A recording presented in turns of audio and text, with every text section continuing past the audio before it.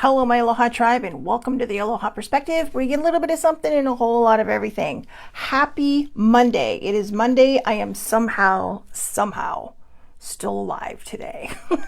And by that, I mean, I just finished Comic-Con. Such a wonderful, wonderful time. As always, it's the first time in a couple of years I had all 4 days. And all my 4 days were pretty packed from morning to late afternoon. So good times, good times. So anyways, today, I left all my notes over here. So sorry. So sorry. I know, poor Comic-Con bag back there is hung up for the year now. I know I only use it for Comic-Con. Weird, right? But yeah, I don't know. Maybe I'll use it for other things just to make it feel loved. But anyways, I can't see who's on, but good morning. I'm assuming it's Muddy. So I'm going to do the affirmators today, but we have a very special affirmators today. You know, like the 80s and the early 90s, a very special episode of, or a very special after school special. But no, we have a very special one today. And so I know that normally I shuffle the deck and then we just pull from the top. But this weekend, I had a couple of epiphanies and I want to talk about them, but I also want to do the affirmators. So I pulled the card and I was very grateful that there was one actually in there on, come on, that ruined my intro, didn't it? Perspective. So it's not just perspective, it's the Aloha Perspective's perspective. And I did reshuffle the deck, so don't worry, we will go back over those. And yeah, I don't know what's coming next, but I did want to pull, I was hoping there would be a card that would, kind of pertain to this subject I want to talk about. So there we go. Oh, good morning. Yeah, it's my good morning, Cousin Jeannie. Yeah, got it from the blood drive. It is the Fantastic Four, as you all know, or maybe don't. Good morning, Muddy, Hybrid Muddy. So, welcome back, cousin. Welcome back. You must have had a wonderful, wonderful time. So yeah, so let's dive into this because, like I said, there were a few. I will. You know what? I'm just going to call them epiphanies. I had a few epiphanies this weekend, and they were, I don't want to say mind-blowing, but they were pretty close to mind-blowing. Actually, one of them was pretty mind-blowing because it's like, oh. So, all right, let's get rolling. Perspective. What does a hawk see when it flies over your house? Besides, remember, these are the snarky cards, all right? Besides the family of mice living nearby that you don't know about, what will your current problems, conflicts, complaints look like when you're 80 years old and you gaze back on the timeline of your life? In this moment, you are being given the gift of clear perspective, of knowing that in the end, everything is going to be, and in parentheses, probably much better than, okay. So think large enough and even big issues become small. Become an 80-year-old hawk and you're really onto something. So again, it's asking you to look at perspective. All the things that we magnify right now and all the things we worry about right now, are these things we're going to be worrying about even, 6 months from now, when you're however old you are and a half, right? So yeah, July is the halfway month to my birthday. So it's like, yeah, I am age and a half, so I mean, that's what we have to ask ourselves. That's exactly what we have to ask ourselves. So yeah, I'm 52 and a half. I don't know why I'm hiding that. And the reason I'm going to explain this and why I just shared my age again, but if you never watched the show, now you know, there is a reason. There is an absolute reason why. So everything's going to tie itself together. So part of the Aloha Perspective is, most times I will share something out of my own library of things and, of my own collection of life happenings. Because I learned a long time ago that sharing my story can help other people heal theirs. And this isn't a book I wrote. This isn't a book, that is just magically appears. This is just basically the book of life. Other people share their stories and that helped me heal. And because of that, people being vulnerable and opening themselves up to other people, it has helped me on my journey. And because this is, I'm just going to say, because talking and writing is a gift for me, I guess. I'm born with it. At least the talking part. I do allow myself to get into these vulnerable places in order for me to help other people on their journey. So, there is nothing heroic or magical about being vulnerable. It's just something that I think it's good. I'm not really sure that I would tie it into humility, but because I don't really think it's a part of being humble. Maybe if someone says, "Oh, great, blah blah blah," then humility might come into play. But at this point, I've shared so much of my story already that I don't feel as vulnerable as I used to. And that's a different perspective for me because, before it used to be, excuse me, how many people are going to judge me? How many people are going to look this, that, and the other? And it's like, at this point, I don't care because whoever needs to hear the message is going to hear that message. And that's what's important to me.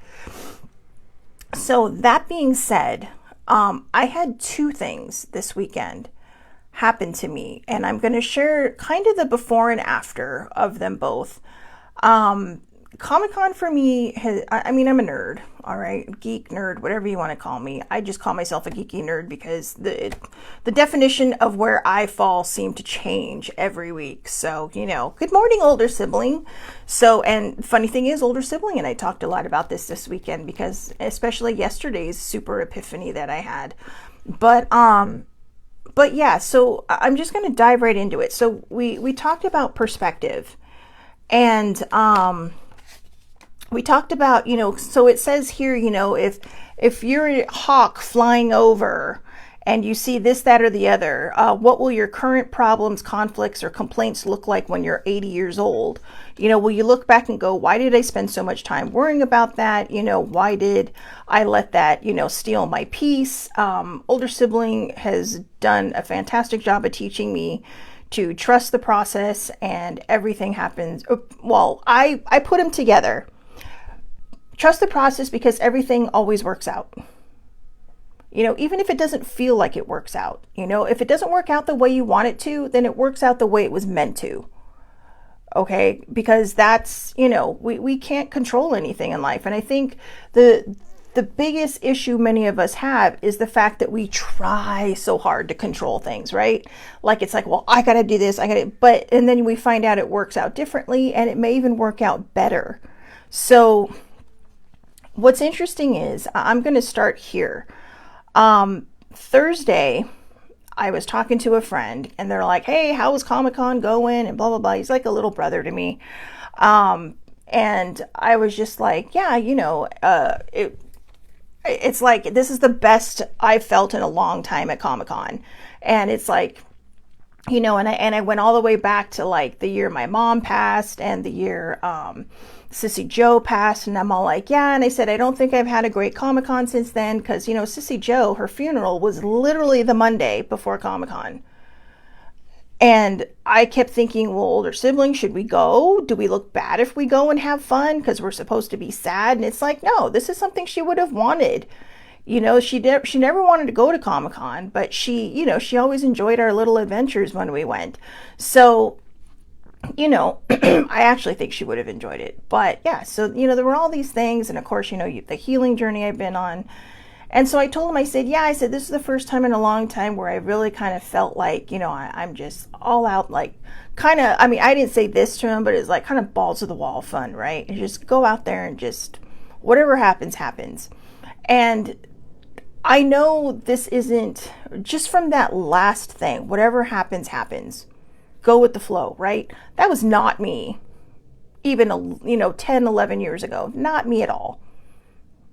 And it was kind of like, But I was thinking about it.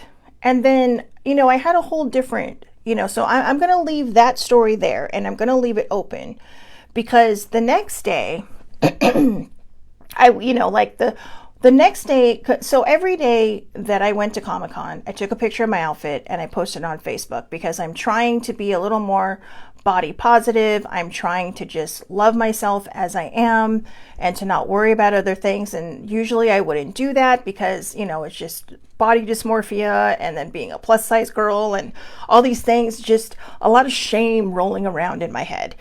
And so, but this year I thought, you know what, screw it. I'm just going to post it. So I posted my picture on Thursday. Excuse me. And on Friday, you know, I was looking back at some of the things and I'm like, wow. You know, Bestie Troy was like, you know, because he's last week or the week before we were talking, he's like, I can't see your whole body, but I can see your face and you lost a lot of weight. It's like, thanks, you know, and I've worked hard. And this time it wasn't anybody else's choice but my own. I wasn't shamed into it. I wasn't forced into it. I just did it because I knew I needed to. And as I've discussed before, for my, you know, to keep my heart pumping nicely. So anyways, I posted a picture and said, wow, you know, just very kind of complimentary of myself, basically patting myself on the back. But then on that Friday, a memory popped up from last Comic-Con. And I saw it and I'm like, holy moly, I have lost a lot of weight. I have done, you know, a fantastic job. I've done this, that. And so I posted a side by side from last year and this year. And I was like, wow, look at me go, right? Look at me go. But then here's the perspective part, okay? So I'm laying in bed on Friday night and I'm all,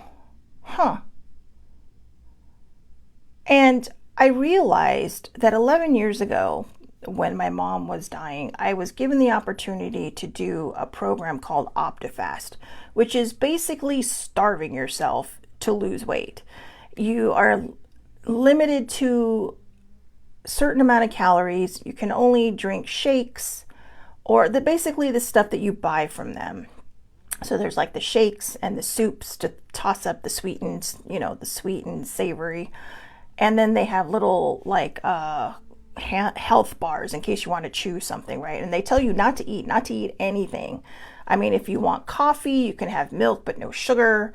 You know, so, but they suggest drinking it black. They basically suggest everything you drink is either water or coffee, you know, no sugar. And so I lost about 40 pounds on that trip. And of course I put it back twice. So yeah, I double put it back. I topped out pretty high before I started losing weight this time, but I did it because I didn't want to do it because, you know, my mom was dying that summer and I was just kind of like, I can't do this. You know, I'm an emotional eater and, you know, I didn't even realize that was a term at the time. Okay. But I knew that I ate when I was sad. And so I was just like, this is not, you know, it's not going to be easy. But then my mom's all, you know, just push yourself, you know, be strong. My mom, you know, push yourself, be strong. And so I did it and I did it for her. And then, of course, over the next, I don't know, 8 years, I put it all back, the 40 plus another 47.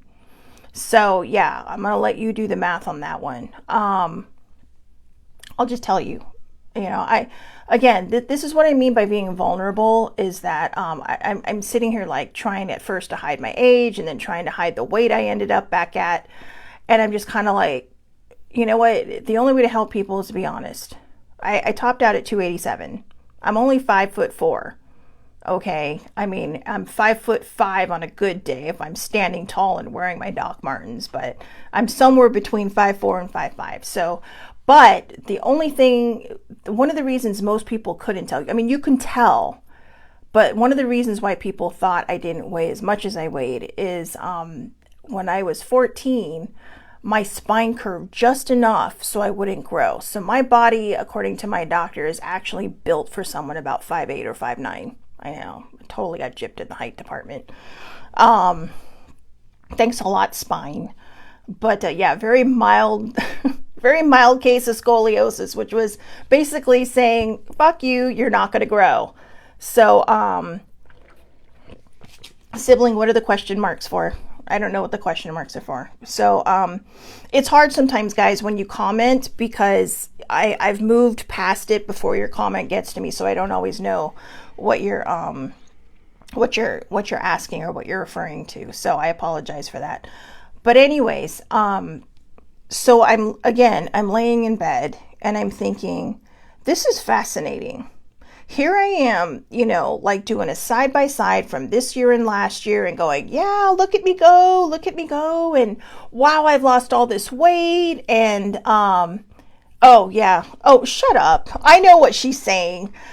So I have a butt. Okay. Until I lose weight, I have a butt. And so whenever they go to measure me, I curve backwards. So you lose about an inch or two, because I'm not flush to the wall. So one year they measured me at 5'3". I'm not 5'3". I don't know why that matters, but hey, you know what? When you're short and you're taller than short people, every inch matters. Every half inch matters. Every quarter inch matters. This coming from the girl who's about 5 feet tall but says, oh, I'm 5'1 3/4. Right. On a good day in high shoes. But, oh, this is something we go through all the time. So anyways, but, oh God, the stupid thing is all the tall people in the world are going like, yeah, you guys are still short.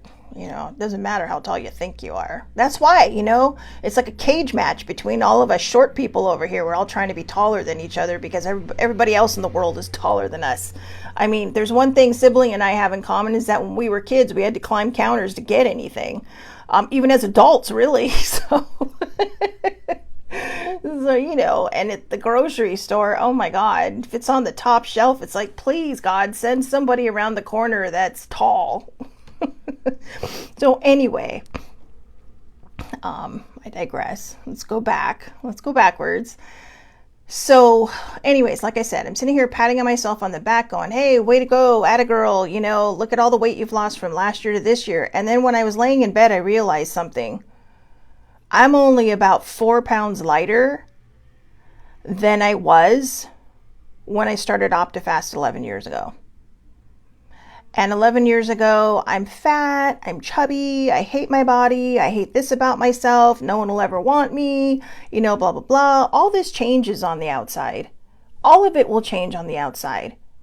I will probably lose the weight and keep it there. But the rest of me is still going to get older.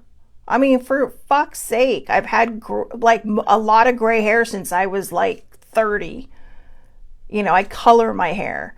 I've had a lot of, I started graying when I was 18. Not a lot, just here and there, but it was enough to go, oh my God. And of course, you fall for the wives' tale, right?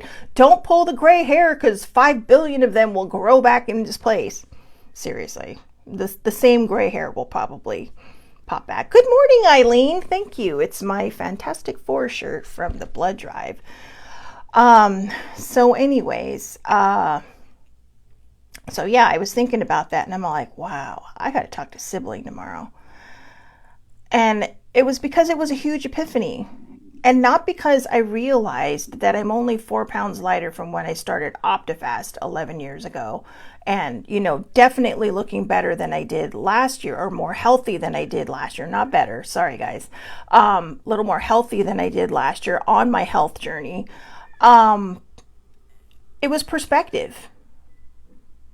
11 years ago, I was only 4 pounds heavier when I started my OptiFast journey, which I failed spectacularly at. I'm going to side note here for a second. Okay. One of the problems I think of people that do these weight loss things, not because you're doing it. If you want to do it, or your doctor's making you do it, or for whatever reason you have to lose weight before you can do this, that, or the other, that's your choice. And I'm proud of you for trying, because it is not an easy journey. But they only talk about emotional eating one time. Out of all the classes we went to, it was usually like an hour and a half to 2 hour class. And they talked about it for about 30 minutes. And then they moved on. Oh yeah, emotions can be a part. I will tell you right now, everybody in that room well, I wouldn't say everybody. About 75% of the people in that room were emotional eaters. Some were, people who were moms. Some were people who had, like quit something else and then just started eating to kind of fill that void of whatever substance they quit. So there was a lot of things in there, but the first thing I thought was, why are they only covering emotional eating for 5 seconds? Because there's so many people in here, because we meet up before class, right? We have to wait for the first class to end so we can go in. And a lot of us are saying, yeah, I just started eating my feelings. So many people that I met in there were eating their feelings. And now, it had spiraled out of control. And so now here we all are back in this class trying to do it. And they don't even cover it. I mean, they don't give you any idea of how to handle that. And I found that really fucking annoying. I did. Excuse my language, but I did. Because it was horrible. This is what the people needed. It would take me another 3 years when I ended up in super intensive 6 months of hardcore therapy, where I had a doctor who told me emotional eating is an eating disorder. Because we gloss over that. We think of, anorexia, we think of bulimia. Those are the things that we always attribute to eating disorders. But there are a lot of eating disorders. There's emotional eating. And I felt kind of validated when I heard that, because, this didn't happen by accident. This is all emotional eating. This is all, the last 5-6 years of my life of spiraling and not feeling good enough and not feeling, just feeling like I don't belong in this world. I lost my identity when my job was eliminated, and then COVID happened, and COVID wasn't that bad to me. Sibling and I, we hung out, we took rides, we did this, that, and the other. It was like an elongated version of our weekends sometimes, when we're just chilling. But I think it made me spiral because there was so much animosity happening. All of a sudden, social media just lit up with people over here and people over here, and everybody just complaining, and everybody went feral. Like the whole world turned feral. Well, actually not. The United States went feral, and little bits of Canada, and little bits of other countries. But the United States went feral, and it divided everybody. And it was like, well, you're either a vaxxer or you're an anti-vaxxer. It's like, I don't fucking care. If you don't want to get vaxxed, that's your problem. But don't give me your shit, okay? You stay away from me. I don't want your measles. I don't want your measles, and I don't want your whatever you have, Did I vaccinate? Hell yeah. If you don't want to vaccinate, I don't care. That's your choice. This is my body. I'm not going to sit there and say, hands off my body, and then tell you what you have to do with yours. Do I think it's a good idea? Yeah, probably. But, I'm not going to take somebody else's choice away, since my choices have already been taken away. Thank you, government. Yeah, not holding back on this one. So anyways, my point is, I body shamed myself 11 years ago. Straight up body dysmorphia 11 years ago. I've hated my body since I was skinny, because of the trauma I suffered, the trauma I went through when I was a kid. And that really kind of fucked up my self-image, period. Childhood sexual abuse is not pretty. I wouldn't wish it on anybody, not even my worst enemy. Because, it does. It steals your childhood, it messes you up, and then you spend X amount of time, I'm just going to say X amount of time, but for me, almost up to a lifetime of, not my full life, but up to now, of just like, well, where do I fit in? Why am I not good enough? Why aren't I pretty? Why do I always choose bad relationships that, where they either cheat on me or I'm not enough for them, but I give my 100%, 110%. And, and then you start questioning everything, because, I will probably admit, or not probably, I will admit that I probably chose people that I thought I could change because I couldn't change myself. And, I've been eternally single forever, but in that time, I have worked on myself, especially the last 11 years and especially the last few years. I've discovered shadow work. I've discovered that, in order for me to be comfortable in my life, I have to get uncomfortable in my healing. And this is all perspective. Now, I'm going to go back to the original thing I talked about, where I talked about to my friend, yeah, this is one of my favorite Comic-Cons. This is one of the best times I've ever had. I was talking to older sibling and I said, I had another epiphany this weekend. And I realized this isn't the best time I've ever had. I've had fun at Comic-Con, every Comic-Con I've ever been to, except maybe the first one because I was so ill-prepared, not even funny, ill-prepared. And I have a friend who is a Comic-Con veteran at the time, especially then he was. You'd be going for like 10 years at that point. And he's like, well, do this, do this, do this. I did none of it. Did none of it. And of course, I was super shy back then, so I didn't want to say, oh, can you hold my seat? I was in the very last row in the corner for almost the entire day of Hall H. And if you've ever been into Hall H, you know where I'm at. You know, it's like I'm about a quarter of a mile from the front. But anyway, that being said, I've loved every Comic-Con. I've loved every Comic-Con an older sibling has been able to go to. I've met one of my nearest and dearest friends at Comic-Con, or during Comic-Con, and we've been friends ever since. So shout out to Jessie, and who I got to hang out with a lot this weekend. I get to see Bestie Sean when I'm there. So there's a lot. I've had the privilege of seeing a lot of wonderful things before it's released to the public. But yeah, so, I realized I wasn't having the best time in my life. I was in a new phase of my life. I went from surviving to thriving, and I didn't even realize it. Because I think when we look at surviving to thriving to most people is, oh, you're out there, just banging away, making the bucks, or you're driving that fancy car, or you're traveling all over the world. Thriving is this feeling you get when you start walking through life without carrying that 5 tons of baggage that you've been walking around with your entire life.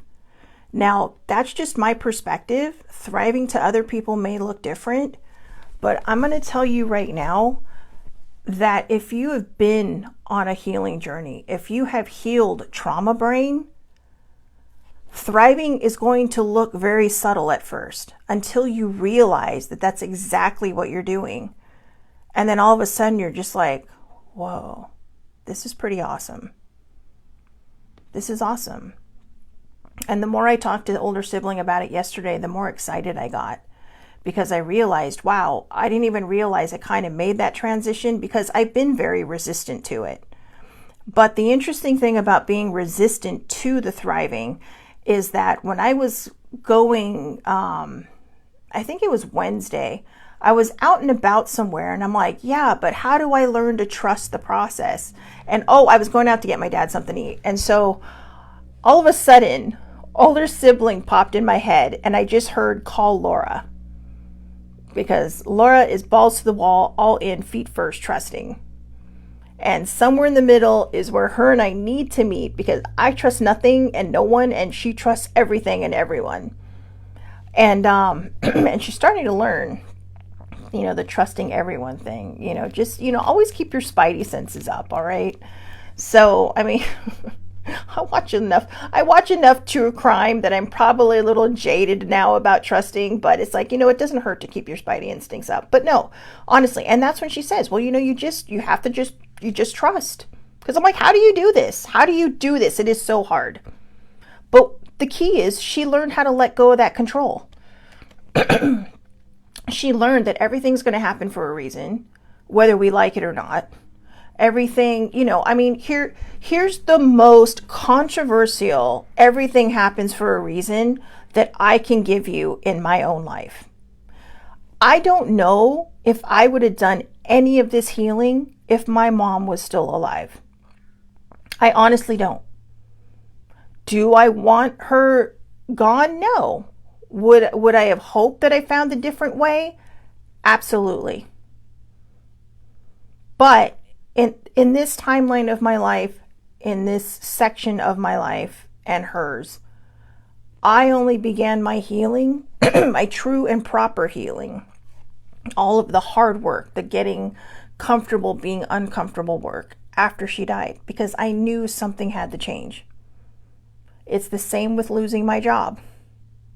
When my position got eliminated, that forced me into self-reflection. It forced me into perspective.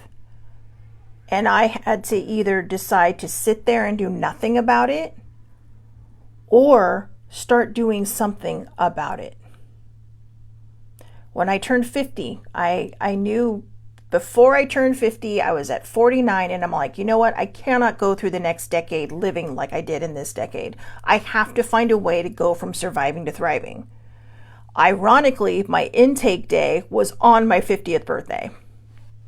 And it was pouring. It was just, it was not the greatest weather day. Now, for me, I love the rain. Didn't have a problem with it. But I thought, you know what? No, this is... The perspective I took was all the bad stuff's being washed away and all the good stuff's going to start happening. Now at 52 and a half and 18 days, be specific, I'm sitting here and I'm having all these, just reflections now of the last weekend and all these perspectives I had. The perspective of how, wow, look at how much weight I've lost since last year. Hey, this, I think I put on there, it's like, this girl's getting fit. She's looking fine and blah, blah, blah. And I'm sitting here and I'm all like, girl, you were literally only 3 pounds less or 4 pounds less than you were 11 years ago when you hated your body. That's what you should be congratulating yourself about. That you were at the same weight as 11 years ago when you absolutely hated everything about yourself. You hated life. You hated everything because your mother was dying. You thought you were fat. Indirectly shamed, not on purpose, but indirectly shamed by my mom to lose weight because she was so scared about me just dying because of my heart. My mom always had a reason, like, you need to lose weight. You need to do this. And it was very like in your face. And I'm not an in-your-face person. I can be an in-your-face person. See what I did there? But when somebody's hitting me with stuff and truth, back then, it was hard because I knew what I had to do, but it wasn't as easy. My mom struggled with her weight. My mom struggled with eating, and she body shamed herself. So it's like, I think I finally broke that generational cycle. Granted, I did not have kids, but I do. I think I finally broke that generational cycle, and I'm going to share that with everybody and whoever wants to listen to it, because you know what? 11 years ago, I was basically this weight and I hated my body. And now I'm just like, yeah, look at me. But not because I saw my after picture or my before picture from last year, but because everything has changed in here. Because I know I've worked hard to get back to this place. Because I know that I'm going to keep working hard until I get to a place where my cardiologist, stops saying, so how's it going? And he's very nice and very subtle about it. He really is. He's very nice and very subtle about it. So he is very kind because he understands for me, because he got to know me. He understands. And so he's like, well, how's that going? And it's like, yeah, it's better. And he takes the cues from me, should I ask, should let her bring it up. So that's very, very helpful. But everything's about perspective. Everything's about that perspective. When I'm 80, is any of this shit going to matter? The weight won't. The thriving part, great. But it's this moment right now. It's this last weekend when I realized that from going from surviving to thriving, I also saw myself differently. I didn't see myself as someone struggling anymore. I saw myself as this person who put in all this damn hard work to get where I'm at now, and I want to enjoy it. I'm going to enjoy it. I want to go out there and, not worry about what everybody thinks about my outfit or what everybody thinks. Comic-Con is a beautiful blend of all different shapes and sizes. And I mean all different shapes and sizes. That's what I love about it. And if someone's judging you, they're certainly not doing it to your face. And if they do, there's a lot of people who are going to back you up. But it's just because we're all there being a bunch of nerds. Being a bunch of geeks, just having a great time. We're all there for the same goal, to do what we want to do there and to have fun with it and to enjoy it. To see the, maybe the people that might show up and enjoy those panels, or For me, I did a lot of writing panels. I went to, there's a very specific executive producer of TV shows that I enjoy watching their stuff. I have a top 5 directors list. I would probably put him in the 5th spot, even though he's an executive producer, not a director, but he's also a writer. And so, these people, they teach you how to build these worlds. They teach you how to build all these things. One of the best things I learned yesterday at a panel I went to, a very small panel, which I hope picks up traction over the next few years. Don't worry about what other people are going to think about it. Just write it. Because someone out there will like it. And I've had people after people after people telling me that, even older sibling. And I see that she commented, it's not hard at all. I did see that come in earlier, and she said trusting is not hard at all. Going with the flow isn't hard. You know what makes it hard? Us. That's what makes it hard. We make it hard. When you go out there and you trust the process, when you go out there and you go with the flow, when you go out there and recognize that either everything happens for a reason, no matter how much you hate that saying, or everything always works out, and you can add in parentheses the way it's supposed to, your perspective changes. I'm not embarrassed at the fact that I'm at the weight that I'm at, because I know how hard I've worked just to get here. I've lost like 50 pounds in the last year and a half. And yeah, you're like, that's it? The last year and a half? Yeah, it's slow rolling. And part of that's my fault. And no, I mean, honestly, part of that's my fault. If, I just kind of I'm just sometimes lackadaisical about it, And so it's just kind of like, yeah, but it's like, but I saw the difference and it motivated me. But it motivated me in a different way than it did 11 years ago. It motivated me in the sense that I really had that eye-opening perspective of, hey, look how far you've come. And look how much you hated yourself 11 years ago. You didn't just lose weight, Shelly Marie. You lost all of that emotional baggage. And I'm not going to lie to you, okay? Because here's the truth about it all. There will still be times when I absolutely hate myself. There will still be times when I hate my body, no matter what size I am. There will be days when I think, God, I really don't feel like I'm thriving. I feel like I'm falling apart. We're human. None of that negates how far you've come in whatever healing journey you're on. None of that negates whether you've gone from surviving to thriving and you've recognized this.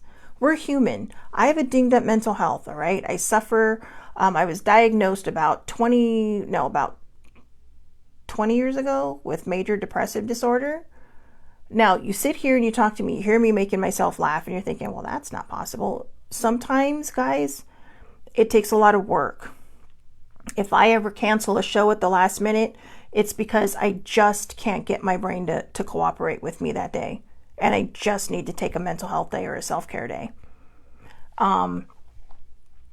But thriving has taught me that, going from surviving to thriving, that whole starting the journey at surviving and, the 2, right? Surviving to thriving. The 2 is where the journey is. Because you realize I've been surviving all this time. When you start your healing journey, you're in the 2 area, the TO. You're right between both of them. And your ultimate goal is to get to that second one, to get to the thriving. But we're going to have days that upend us. Like I said, we're human. Even if you don't have a dinged up mental health, you are going to have days that are going to upend you, and they're going to make you feel like, why am I doing this? But don't quit on yourself. Don't stop. I had 2 very different perspectives this weekend, and 2 very interesting kind of finish lines, if you will, of where I started and where I'm at now.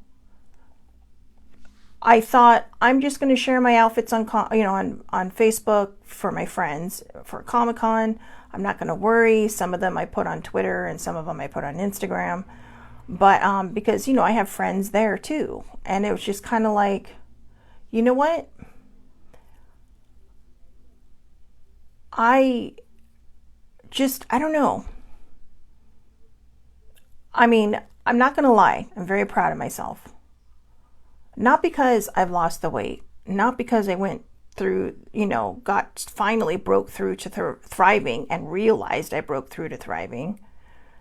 I'm proud of myself because I didn't quit on myself. Every time I wanted to quit, I was lucky and I had somebody there to just kind of pick me up, dust me off, and hold space for me until I could hold my own space. And that taught me how to hold space for other people. I know people who are on social media who just kind of put everything how they're feeling out there because they don't have the support group I have. Having a support group is absolutely 100% necessary. Even if it's just a social media presence of having that support. And I try to give people that support. Other people will sit there, stop attention seeking, stop doing this, stop doing that. They're crying out for help because they don't know who else to reach to. Or maybe they have people around them that aren't as supportive when it comes to things like this. Or maybe they're afraid that these people might think differently. So they're reaching out to people they don't know because it's easier. And they're hoping for that support. So if you see somebody commenting on that and you just went, oh, stop attention seeking, just keep moving. They're having enough problems without you being there. There are people who do weaponize their mental health to attention seek. And fortunately, that's only happened in person for me. So I'm able to discern the difference because I do go through that. And they're so busy wrapped up in their own mind, they don't realize that some of the people around them are actually there to help them who understand this stuff. But instead, they just decide to, oh, well, I'm the victim. If there's one thing I did my best during my healing journey is to remove myself from victimhood. Because I really, really fell into that for a while. Well, I'm a victim. And that was at the beginning. And I'm not saying that that's a bad thing when people do that. For me, it didn't help. For my particular journey, for my story, it didn't help because I got lost in that. I did. And I realized in order to get to even just surviving, I had to remove myself from that particular mindset. And then once I hit surviving, it's like, okay, I'm doing this. I've been doing this for years and years and years, decades even. And I can do this. I stood on the edge of that balance between life and death several times during that journey.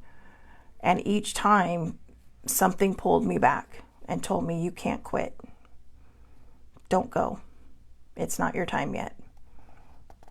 And that's not a reflection on anybody else and their journey, because everybody's journey is personal. What I go through, I know may be a completely different journey from somebody else. But the reason that I open up on this to be vulnerable and to share all these things with you and to just kind of say, hey, you know what, don't quit on yourselves, is because there are people out there who will need to hear that, who it will make a difference, because there were people out there who posted that and it made a difference in my life.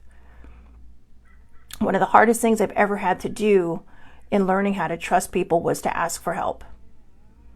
An older sibling very subtly, that wasn't a throat clear like sarcasm, that was a genuine throat clear. Older sibling subtly inserted herself into a position of trust for me because she knew, from her own experiences how hard it can be. Oh, thank you, Sammy. She says she's proud of me too.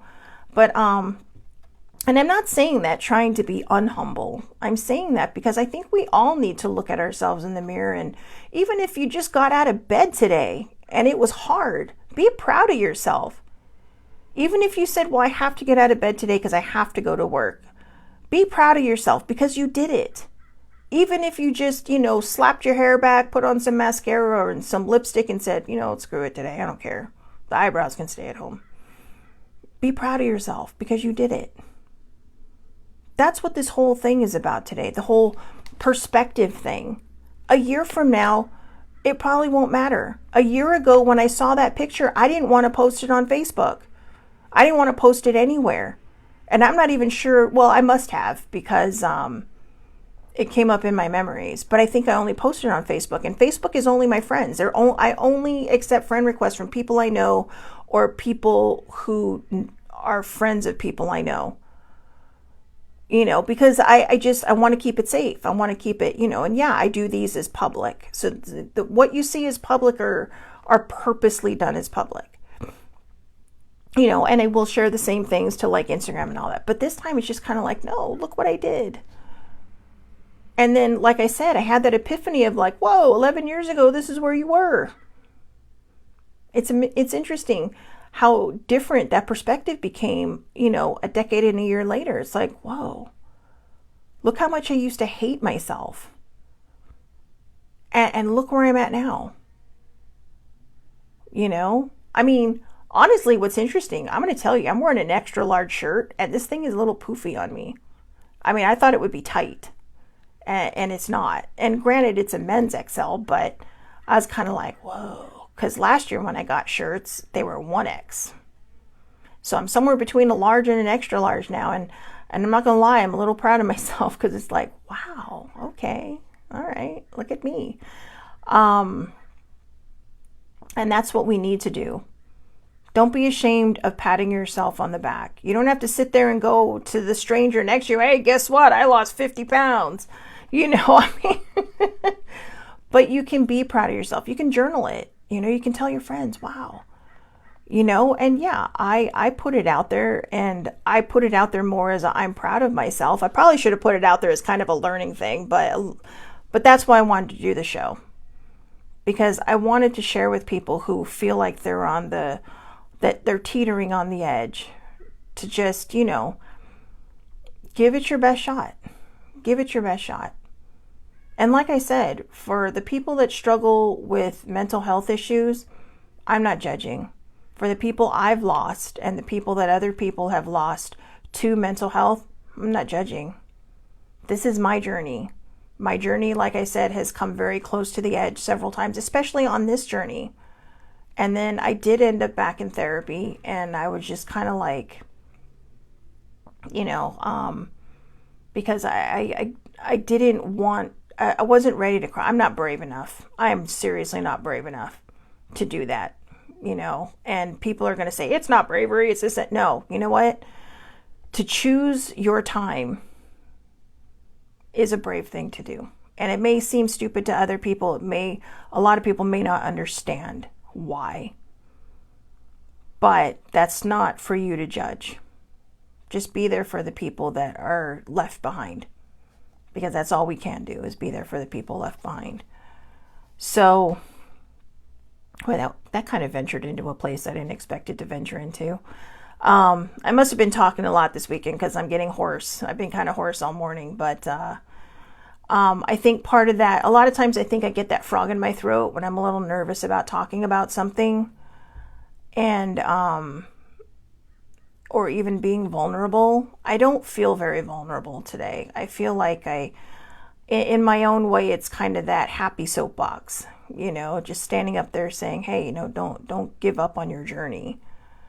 If you're on a healing journey, if you are on a perspective journey, just know that one day it'll happen. And if you're trying to go from surviving to thriving and you're looking at everybody else's life going, well, that's what thriving looks like. No, thriving is what you choose it to be. And I think that's why I didn't realize I was in thriving mode at this point, because my life right now is very upended. It is a bit topsy-turvy and kind of like, what the hell is happening right now?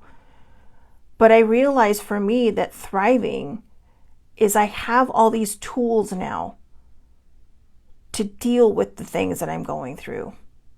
When I have a bad mental health day, I have the tools that remind me this is what I do. I have the phone numbers of people that I can text or reach out to, or if I post something on Facebook, which is kind of like my bat signal, right? People will check on me. Or I'll just call sibling. And I think that's important for us to have that support group, but I also think it's important for us to be very open about our journeys. I know people who aren't very open about their journeys because they're afraid of being judged. They're afraid of what someone's going to say. And, sometimes that will happen. And when it comes to your support group, you're allowed to set those boundaries. You're allowed to weed those people out. I had an incident this weekend where somebody reached out to me like, well, why is this person doing this? That? It's like, you know what? This isn't my business. But I also told them, because I know everything, self-reflection is a beautiful thing. You should try it sometimes. But they tried to weaponize their mental health against me. And it's like, do you even know who you're talking to right now? I am like the queen of my people in this, in this tree of mental health. I am their leader. So anyways, I know, just being silly now. But yeah, so those are my perspectives, all right? Whenever something feels like it's falling apart spectacularly, ask yourself, is this going to matter in a year? Is this going to matter next week? Is this going to matter in 6 months? I woke up to a lot of things to worry about today. And I thought, you know what? The first thing that popped into my head was siblings. Trust the process. Everything's going to work out. And it's like, okay. Or because everything's going to work out. Trust the process because everything's going to work out. And I believe that. I really do. And you probably think, wow, you had one conversation with her last week. No, because I was right there. I was right there anyway. I just needed a map. I needed someone to take my hand and guide me over that line and say, it's okay to stand on this side of trust. No one's saying let go of your spidey instincts. We're just telling you that, it's not a bad thing to trust. It's not a bad thing to trust the process. And it's not a bad thing to believe that everything will work out. Because working out can go either way. But it will work out the way it's supposed to. And sometimes it's just not for us to question that. Going back to the other thing about, everything happening for a reason, I miss my mom and sissy every day. I do. And for whatever reason, their lives ended prematurely and so short because of cancer.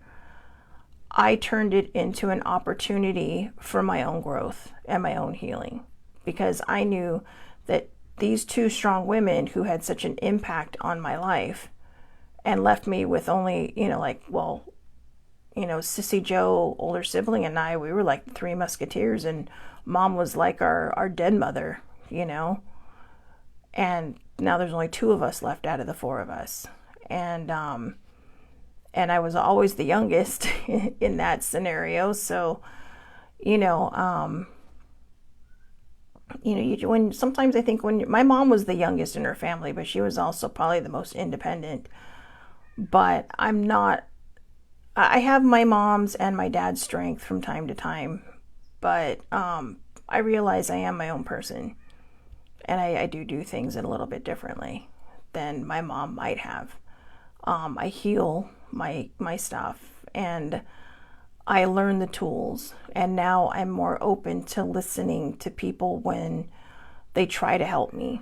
It may not be something huge. I mean, the reason I don't splash my weight loss all over Facebook is because the minute you put, I'm on a health journey, everybody has what works for them.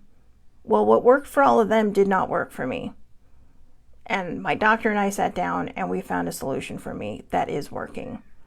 So that being said, again, it's all perspective. 11 years ago, even a year ago, my perspective was extremely different than it is now.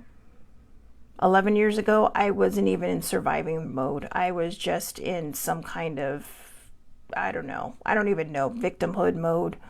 And I'm not shaming the people who get stuck in victimhood, because it's not a hard thing to do. Moving from there to surviving and realizing, hey, surviving to me, in my perspective, is where we realize we need some help. And that we need to start this journey. Otherwise, there's no telling how it's going to end. So that's just my take on all that stuff. I know I kind of went in a lot of different directions and I took the long way around, but older sibling, thank you for never giving up on me. Sammy, thank you for always just being there, especially for the giggles and, the times when I have fallen apart, or even when you've just seen it on, Instagram and sent the hugs. you know, no judgment, no anything from either of these girls. It's been helpful. I know Eileen was on earlier and Cousin Jeannie, and they've helped me a lot in the last year or so, just kind of getting perspective on things. And, you know, I've known people in recent weeks who have gone through severe traumas, probably mental health related. And my heart goes out to them, because that's not an easy journey to go through either when you lose somebody. That's why I say I don't judge those things. It's not for me to judge. People will just say that's the easy way out. No, it's not. No, it's not. You have no idea what it's like to face your own mortality, you know. And I don't mean because somebody caused it. I mean because you were standing in the mirror going, you know. So don't judge those people. It's not right. So anyways, I hope everybody has a wonderful, wonderful day. Thank you everybody for popping on. Hybrid Muddy, older sibling. I appreciate it. For sticking to the end. I know I can be a little windy, but bit of an airbag. But yeah, I guess I had a lot to say today. It was a lot more than I thought I would have to say, but I do appreciate you all coming on and staying on. And I appreciate the support I've received from both of you off camera, off screen, and especially older sibling. I mean, it's not to discount anybody else, but older sibling has been with me from step one. And really, if it was, I know she always says, no, you did the work. I did do the work, but she's the one that kind of took my hand very gently and subtly and led me to that line and says, and pushed me in and locked the door behind me and said, you're not coming out until you get to the other side. Because she knew, and she knew how to do it. And she played the very, very, very long game in helping me get to this point. And so I am very, very grateful for that.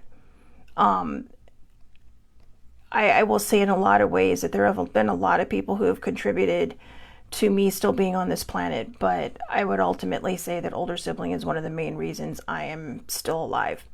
So I appreciate that, and I thank you from the bottom of my heart for that. So, yeah, Sammy says it perfectly. Sometimes we need that little shove in the right direction. Yeah, she did a lot of shoving. I mean, this poor girl. It was like the trains in Japan at rush hour, right? Where you got the pusher going behind you. We were talking about that last night. Where you got the pusher just pushing everybody in, and you're like, oh, right up on the glass. So, it's just kind of like... She's like, you are not getting off this train until you figure it out. So no, she wasn't like that. She was very subtle and very kind and loving on that journey. And, and again, like I said, as has Sammy been. So I'm lucky to have a lot of people in my corner. Very, very lucky. So anyways, I hope everybody has a wonderful, wonderful day. Thank you so much for watching. Remember, everything's about perspective. Okay, if you made it this far, congratulations, because I know I took a lot of different journeys in a lot of different directions. But I'll be back here tomorrow, 8:30 a.m. Pacific time, Facebook Live. All lives are public. Anybody can watch on the Aloha Perspective under Facebook. Under Shelly Marie Lucas. See my brain. Comic-Con brain. I'm still tired. Under Shelly Marie Lucas. And then you can find me across the board on social media, probably under Shelly Marie Lucas, the Aloha Perspective, or on Twitter at Shellbell's Quest. Okay, so Shellbell's Quest. All right. So again, have a great day, everybody, and thank you so much for watching.